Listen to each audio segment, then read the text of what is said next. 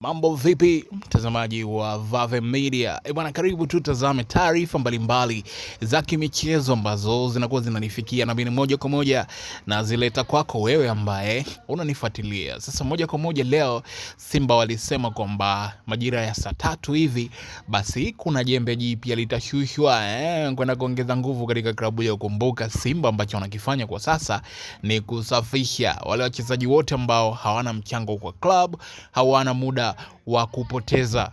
Unapunguzwa, unaenda kufanya mambo mengine.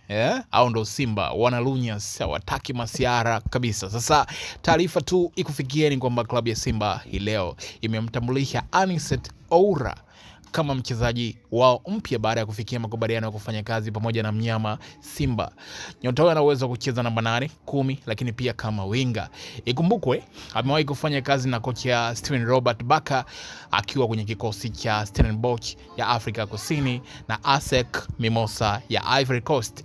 Bwana, mchezaji huyu kapewa saini ya miaka 2 kuitumikia klabu ya Simba, na taarifa tu nzuri ni kwamba huyu jamani kiungo mshambuliaji of course, lakini pia anaweza kutumika kama kiungo mkabaji, lakini pia anaweza kutumika kama winga. So ni multi purpose kwa upande wa Simba. Tuangalie kama atakuja kuinufaisha klabu ya Simba, kwa sababu tumeona sajili nyingi sana zikifeli, especially kwa watani wao wa jadi Young Africans. Asilimia kubwa ya wachezaji ambao waliosajili dirisha kubwa wengi hawajaingia katika mfumo. Je, Anicet Oura ataenda kuwa na mchango mkubwa katika klabu ya Simba au ni vipi? Basi tusubiri atakapoanza kazi na kumuona mmoja kwa moja akikiwasha na wana Lunyas.